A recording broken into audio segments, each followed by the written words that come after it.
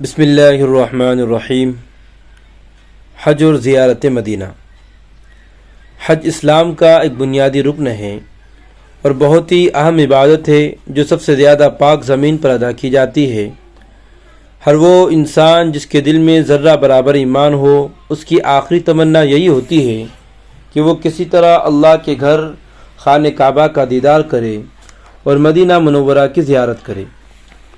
کتنے مسلمان ہیں جو اس حسرت کو دل میں لیے ہوئے دنیا سے رخصت ہو گئے اور ان کی تمنا پوری نہ ہو سکی، مگر اللہ کے بہت سے خوش نصیب بندے ایسے بھی ہیں جن کو یہ سعادت نصیب ہوئی۔ مکہ مکرمہ اور مدینہ منورہ بہت ہی پاکیزہ اور عظمت والی جگہ ہے، بہت ہی بابرکت اور قابل احترام مقام ہے۔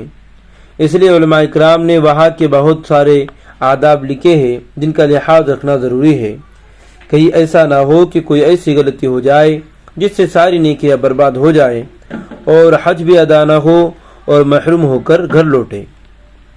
نمبر 1، حج صرف اللہ کی رضامندی اور خوشنودی حاصل کرنے کے لیے کیا جائے۔ سورہ بقرہ آیت نمبر 196 میں اللہ فرماتے ہیں، اور حج اور عمرہ اللہ کے لیے پورا پورا ادا کرو۔ رسول اللہ صلی اللہ علیہ وسلم کا پاک ارشاد ہے، آخری زمانے میں 4 طرح کے لوگ حج کریں گے: بادشاہ تفریح کی غرض سے، امیر تجارت کے مقصد سے، فقیر اور محتاج بھیک مانگنے کے لیے، اور علماء شہرت کے حاصل کرنے کے لیے۔ اس لیے حج کے فریضے کو صرف اللہ کی رضامندی اور خوشنودی حاصل کرنے کے لیے کیا جائے، شہرت، دکھلاوا یا کوئی اور دنیاوی مقصد نہ ہو۔ بہت سے لوگ شہرت اور عزت اور دکھلاوے کے لیے حج کرتے ہیں اور اتنی ساری دولت خرچ کر کے ثواب سے محروم ہو جاتے ہیں۔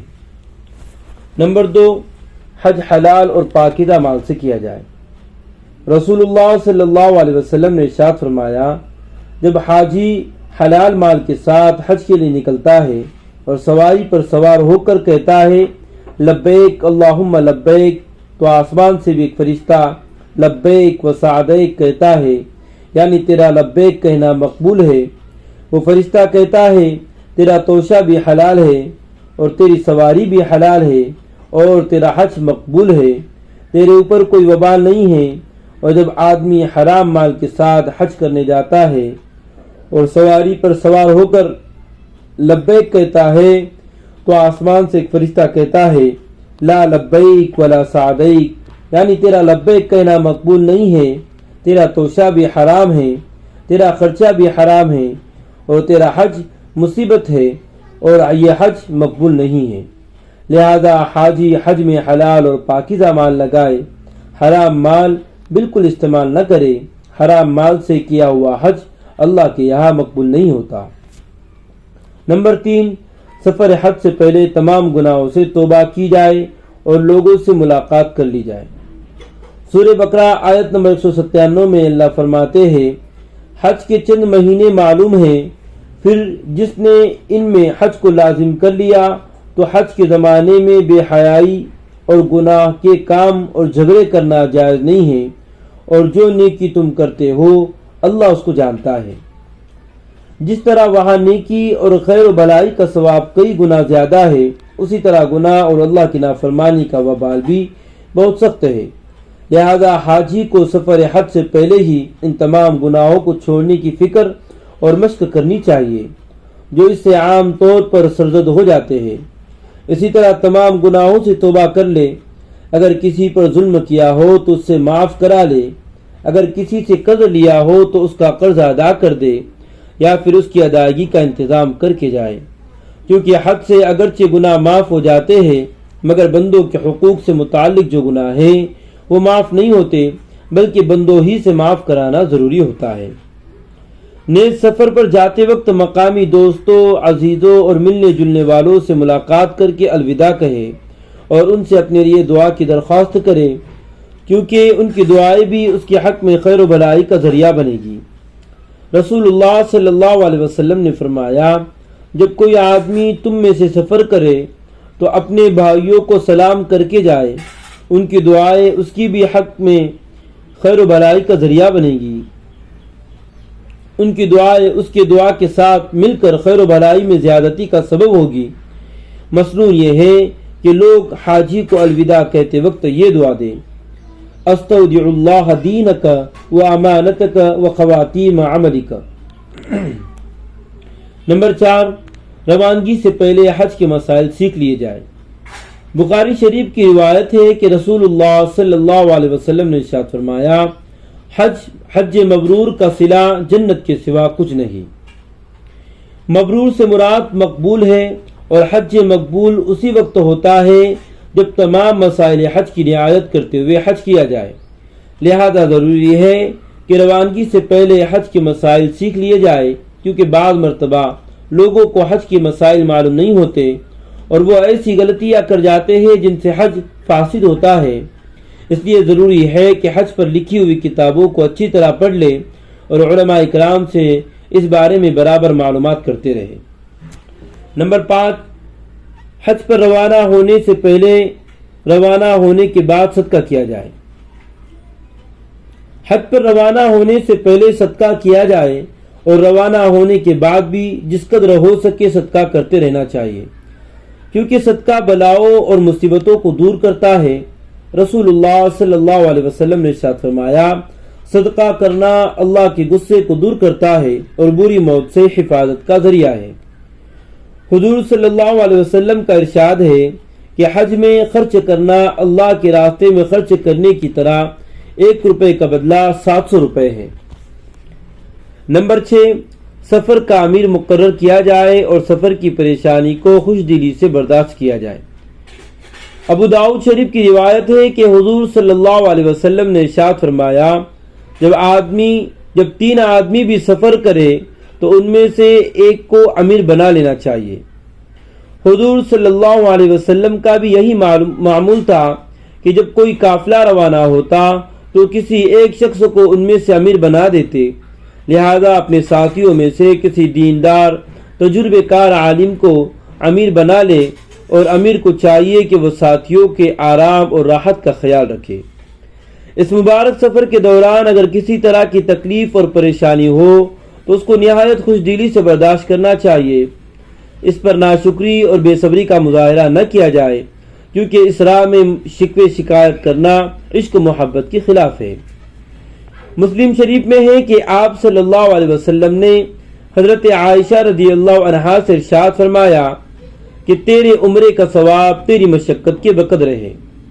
اس لیے یہ بات تو ظاہر ہے کہ اس سفر میں جتنی مشقت ہوگی اتنا ہی اجر ہوگا۔ لہذا اس مبارک سفر کے دوران اگر کسی طرح کی پریشانی ہو تو اس کو خوش دلی سے برداشت کر لے۔ اس سے اللہ تعالیٰ خوش ہوتے ہیں، کیونکہ اس راہ میں شکوہ شکایت کرنا عشق و محبت کے خلاف ہے۔ نمبر 7، حج کے دوران نگاہوں کی حفاظت کی جائے۔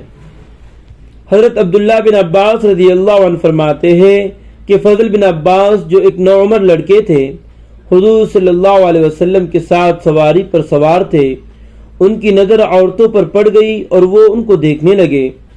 آپ صلی اللہ علیہ وسلم نے پیچھے اپنے ہاتھ سے ان کے چہرے کو موڑ دیا تھا اور ارشاد فرمایا: یہ ایسا دن ہے کہ جو شخص اس دن اپنے کان، آنکھ اور زبان کی حفاظت کر لے تو اس کی مغفرت ہو جاتی ہے۔ چونکہ وہاں مرد اور عورت سب جمع ہوتے ہیں، اس لیے نگاہ کی حفاظت بھی بہت ضروری ہے۔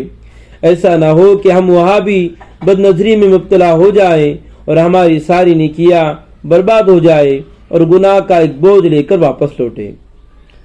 زیارت کے آداب: جب حج کی ادائیگی کے بعد مدینہ منورہ جانا ہو تو پورے ذوق و شوق کے ساتھ چلے۔ یہ امام الانبیاء کا پاکیزہ ترین شہر ہے، اس کا ادب و احترام دل میں رکھے۔ جو مدینہ قریب آتا جائے اپنے شوق کو بھی بڑھاتے جائے، کثرت سے درود شریف پڑھتے جائے۔ مدینہ منورہ پہنچ جائے تو پہلے غسل کر لے اور اگر ممکن نہ ہو تو وضو ہی کر لے، اور مسجد نبوی میں پہنچ کر تحیۃ المسجد کی 2 رکعت نماز ادا کرے، اور اگر مسجد میں پہنچنے کے بعد فرض نماز کھڑی ہو رہی ہو تو اس وقت تحیۃ المسجد نہ پڑھے بلکہ نماز میں شریک ہو جائے، اور نماز سے فارغ ہونے کے بعد نہایت ادب و احترام سے روزہ اطہر پر حاضری دے اور حضور صلی اللہ علیہ وسلم پر سلام پڑھے۔ اس کے بعد حضرت ابوبکر و عمر رضی اللہ عنہم پر بھی سلام پڑھے۔ مدینہ منورہ کے قیام کے دوران فرائض کے ساتھ سنتوں کا بھی خاص اہتمام کرے۔ نمبر 8، سلام پڑھتے وقت شور و شغب سے اعتراض کیا جائے۔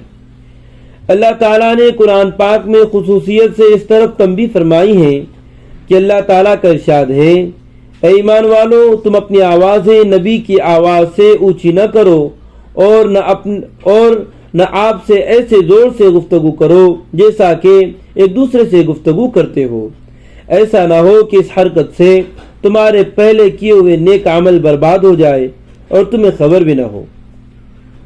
علامہ قسطلانی رحمۃ اللہ علیہ مواہب میں لکھتے ہیں کہ حضور صلی اللہ علیہ وسلم کے ساتھ ادب کا وہی معاملہ ہونا چاہیے جو زندگی میں تھا، اس لیے کہ حضور صلی اللہ علیہ وسلم اپنی قبر میں زندہ ہے۔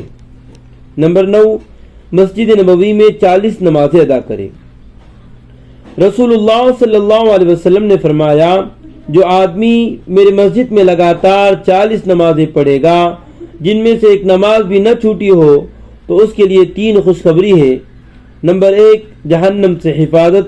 نمبر 2، دنیا و آخرت میں عذاب سے نجات۔ نمبر 3، نفاق کے فتنے سے حفاظت۔